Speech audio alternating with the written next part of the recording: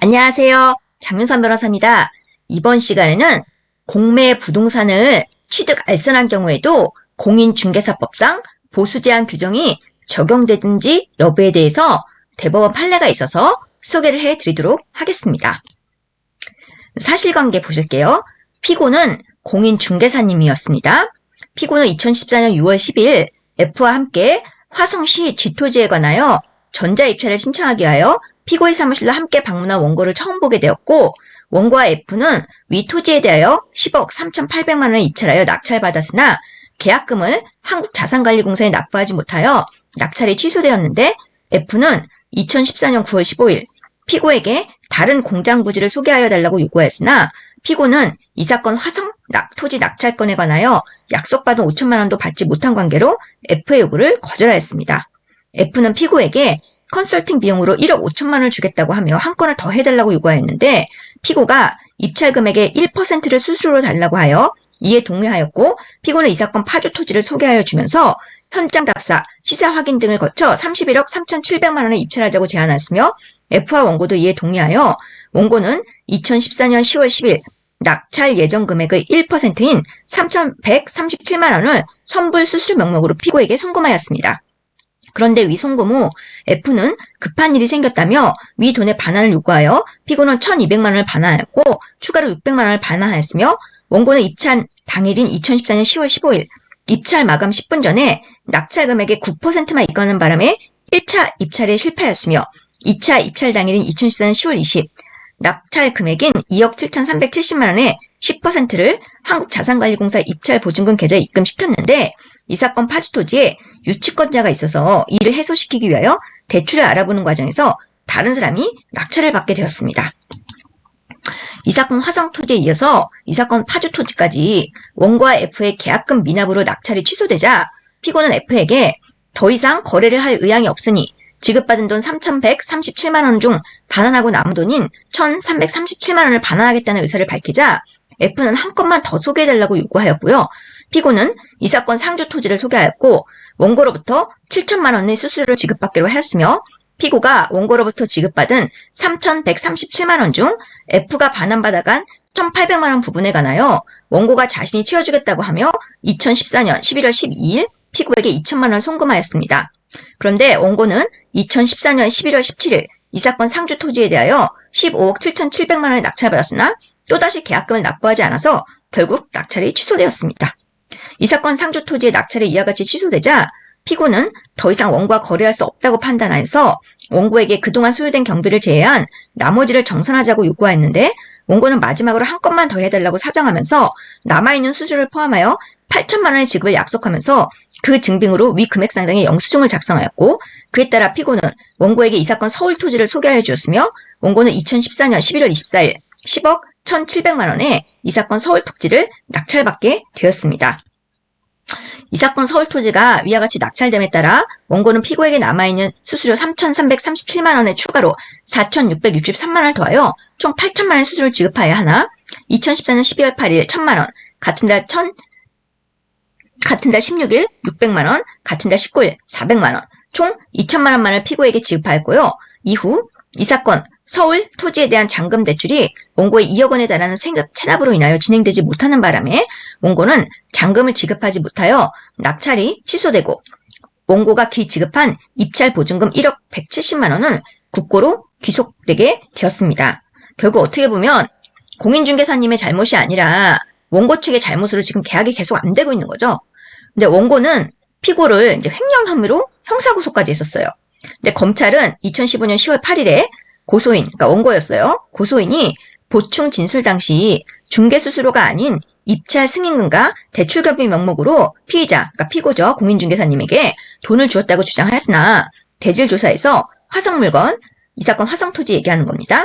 이 화성물건을 제외한 나머지 3건의 공매중개에 대하여 자신의 요구로 진행된 사실과 함께 중개수수료 명목으로 지급한 사실을 인정하였다. 또한 피의자에게 중개 의뢰한 공매가 성사되지 않았음에도 그동안 지급한 수수료의 중간정산 요구 없이 나중에 정산할 생각으로 계속 공매중개를 요구하면서 요구한 수수료를 지급한 사실을 인정하고 있다. 이런 이유로 공인중개사님한테 혐의 없음에 불기소 처분을 하였습니다.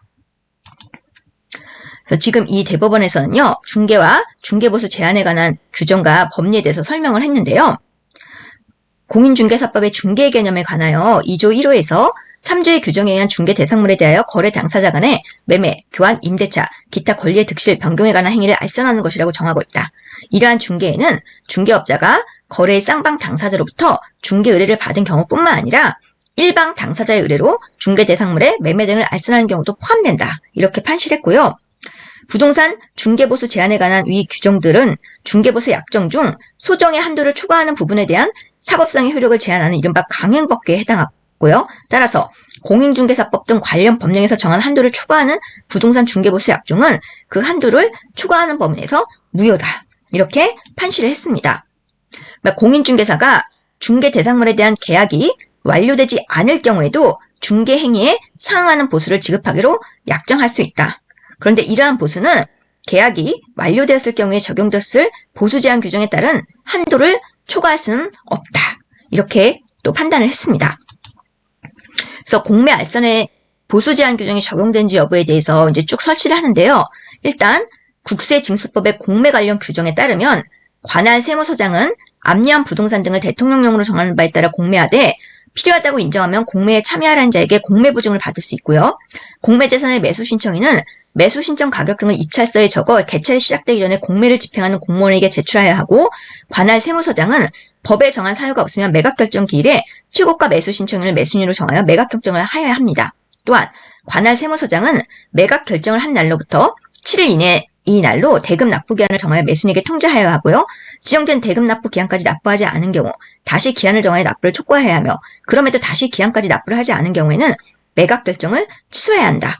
매수인이 공매 보증으로 금전을 제공한 경우 그 금전은 매수대금으로 납부된 것으로 보고 매수인은 매수대금을 완납한 때 공매 재산을 취득한다. 이제 이런 규정들이 있어요. 위에서 본 규정과 법리를 종합하면 보수 제한 규정은 공매 대상 부동산 취득의 알선에 대해도 적용된다고 보기 타당하다. 그리고 그 이유는 다음과 같다 하면서 이제 이유를 설치했는데요. 일단 공매는 목적물에 강제환가라는 특징이 있긴 하나 본질적으로 매매의 성격을 지니고 있다고 했어요. 실질적인 내용과 효과에서 공매 대상 부동산의 취득을 알선하는 것은 그 목적물만 차이가 있을 뿐 공인중개사법 제2조 제1항에서 정하는 매매를 알선하는 것과 차이가 없다. 따라서 공매에 대해서 보수제한 규정을 비롯하여 매매에 관하여 적용되는 거래 당사자 보호에 관한 규정을 배제할 이유가 없다. 이렇게 판단을 했고요. 공인중개사법 제32조 제1항은 중개보수 청구의 대상을 중개가 아닌 중개 업무로 정하고 있고, 법 체계상 하위 규정에 위치한 보수 제한 규정도 중개 업무를 전제로 한 규정으로 볼 수 있다. 위 대법원 2005-40853 판결은 공인중개사법상 손해배상이나 보증보험 관련 조항에 규정된 중개행위의 개념을 중개와 구분하고, 그중 중개행위에 해당하는지 여부는 거래 당사자의 보호에 목적을 둔 법 규정의 취지에 비추어 공인중개사의 행위를 객관적으로 보아 사회 통념상 거래의 알선, 중개를 위한 행위라고 인정되는지 여부에 따라 결정해야 한다고 유연하게 해석하고 있다. 이러한 법리는 중개보수 관련 조항에 규정되어 있는 중개 업무의 해석에도 그대로 적용할 수 있다. 그래서 중개랑 중개 업무랑 좀 구별을 하고 있어요. 그래서 공인중개사법 제14조는 개업 공인중개사가 국세직수법 그 밖의 법령에 의한 공매대상 부동산에 대하여 권리분석, 취득의 알선 및 매수 신청 대리 등을 할 수 있다고 정하고 있고, 그에 관한 요건 등을 대법원 규칙으로 정하도록 하고 있다. 그 위임에 따라 공인중개사의 매수 신청 대리인 등록 등에 관한 규칙 제17조 제1항 등에서는 공매대상 부동산에 관한 권리분석과 매수 신청 대리에 대한 보수에 관하여 그 법정 한도를 정하고 있는데, 취득의 알선에 대한 보수에 관해서는 아무런 규정을 두고 있지 않다.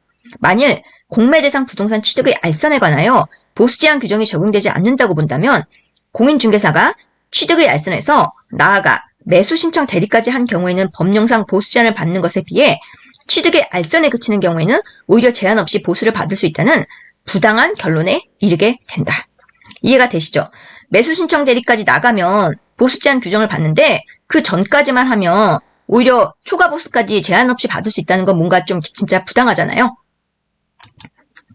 그래서 이 사건에 대한 판단을 이제 보겠습니다. 이제 원심 판결 유야 기로에 따르면 다음 사실을 알 수 있다.